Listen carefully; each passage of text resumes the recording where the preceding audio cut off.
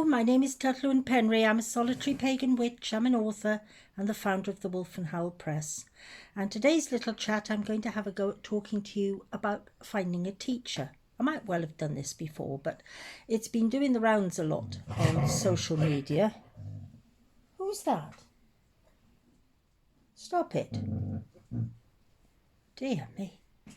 It's been doing the rounds a lot on social media of late, and there's been a lot of sniping at different people.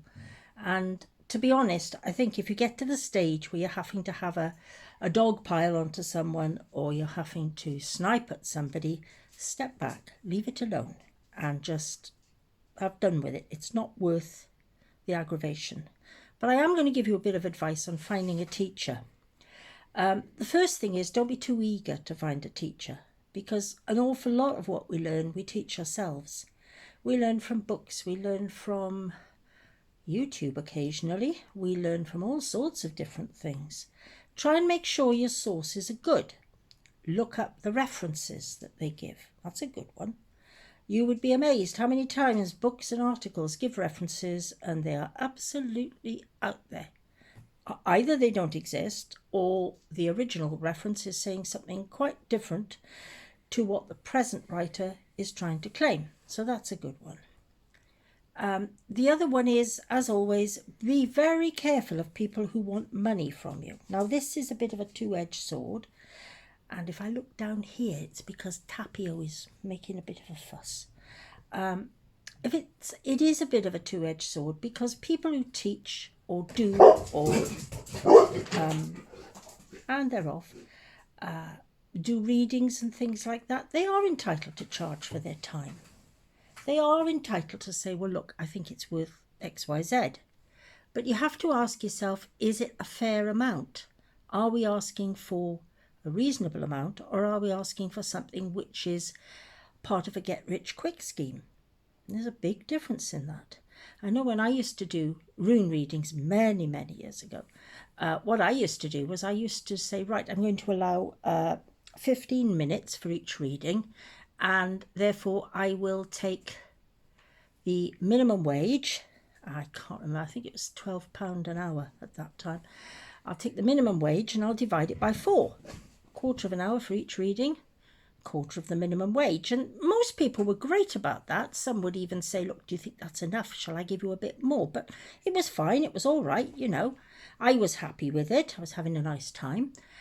But you would always get someone, and this is where it goes a bit wrong, because we're always taught as though it's the person asking for the money who is in the wrong. But sometimes it's the person demanding your time who is in the wrong.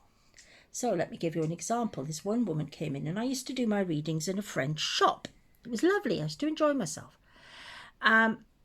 She marched into the shop and shut the door behind her and turned the little sign, the little notice there, from open to closed. In other words, she shut the shop. Now, she not only wanted my time, she wanted the shop's time. She wanted to close it down. And in the end, she was seriously trying to stay there for 2 hours. I mean, as it happened, there was nobody coming past that day. It was very quiet. I think it was raining or something. But she seriously felt that for £3, which was all I charged, she could have 2 hours of my time and demand it, and demand that I couldn't do anything else in the shop. Nothing. I couldn't serve any customers, couldn't do anything.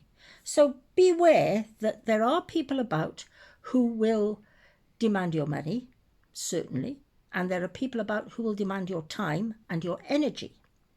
And you find this with writing too. You get people who will ask you to read something they've written, and you think, okay, I'll do my best, I'll give you a thing.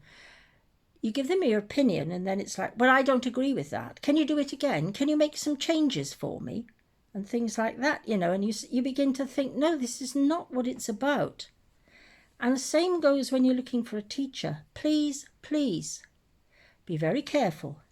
Be careful that they don't demand your time to a reasonable extent. Be careful that they don't demand your money. And in turn, be careful that you don't demand too much of their time or energy too. Have it understood what it is you're getting. and leave it at that. So really that's about all I wanted to say. I've been going for 5 minutes, and to be honest with you, I think it's quite long enough on this. If anybody has any queries, I'll try and answer them and perhaps do another video on it, but I won't go on for longer now. Anyway, thank you very much for listening. Goodbye.